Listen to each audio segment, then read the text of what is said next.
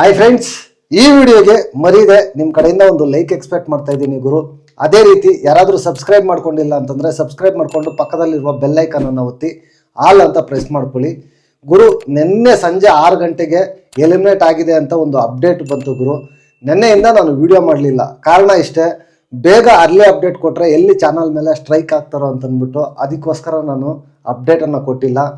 ಇನ್ನು 2,500 ಜನ ಸಬ್ಸ್ಕ್ರೈಬರ್ಸ್ ಬೇಕು ಗುರು. 10,000 ಆದರೆ ನಾನು ಕಲರ್ಸ್ ಜೊತೆ ಕೊಲಾಬ್ರೇಷನ್ ಆಗ್ಬೋದು.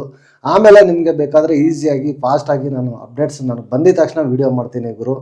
ಜೆನ್ಯೂನ್ ಆಗಿ ನಿಮಗೆ ಅಪ್ಡೇಟ್ಸ್ ಬೇಕು ಅಂತಂದರೆ ಇನ್ನು 2,500 ಸಬ್ಸ್ಕ್ರೈಬರ್ಸ್ ಬೇಕು. ಸಬ್ಸ್ಕ್ರೈಬ್ ಮಾಡಿಕೊಂಡು ಸಪೋರ್ಟ್ ಮಾಡಿ ಅಂತ ನಿಮ್ಮಲ್ಲಿ ರಿಕ್ವೆಸ್ಟ್ ಮಾಡ್ತಾ ಇದ್ದೀನಿ ಗುರು. ನಿನ್ನೆಯಿಂದ ಸೋಷಿಯಲ್ ಮೀಡಿಯಾದಲ್ಲಿ ಮಲ್ಲಮ್ಮ ಎಲಿಮಿನೇಟ್ ಆಗಿದ್ದಾರೆ, ಫ್ಯಾಮಿಲಿ ಇಶ್ಯೂಯಿಂದ ಆಚೆ ಬಂದಿದ್ದಾರೆ, ಹಂಗಾಗಿದೆ ಹಿಂಗಾಗಿದೆ ಅಂತ ಫುಲ್ಲು ಅಪ್ಡೇಟ್ಸ್ ಓಡಾಡ್ತಾ ಇದೆ ಗುರು. ನನಗೂ ಸುಮಾರು ಜನ ಕೇಳಿದ್ರು. ಬಟ್ ಮಲ್ಲಮ್ಮ ಎಲಿಮಿನೇಟ್ ಆಗಿಲ್ಲ ಗುರು. ಮಲ್ಲಮ್ಮ ಬಿಗ್ ಬಾಸ್ ಹೌಸಲ್ಲೇ ಇದ್ದಾರೆ. ಮಲ್ಲಮ್ಮಗೆ ಯಾವುದೇ ಫ್ಯಾಮಿಲಿ ಇಶ್ಯೂ ಇಲ್ಲ. ಮಲ್ಲಮ್ಮ ಆರಾಮಾಗಿ ಸೇಫ್ ಆಗಿ ಬಿಗ್ ಬಾಸ್ ಹೌಸಲ್ಲಿ ಇದ್ದಾರೆ.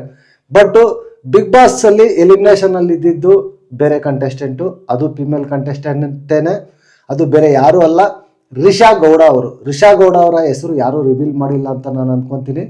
ರಿಷಾ ಗೌಡ ಅವರು ಆಚೆ ಬಂದಿದ್ದಾರೆ. ಬಟ್ ಕಾರಣ ಏನು ಅಂತ ಗೊತ್ತಿಲ್ಲ.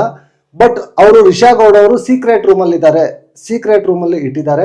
ಅವರನ್ನು ಮತ್ತೆ ಬಿಗ್ ಬಾಸ್ ಒಳಗಡೆ ಬಿಡ್ತಾರೆ. ಈ ವಾರ ಯಾವುದೇ ಎಲಿಮಿನೇಷನ್ ಇಲ್ಲ ಗುರು.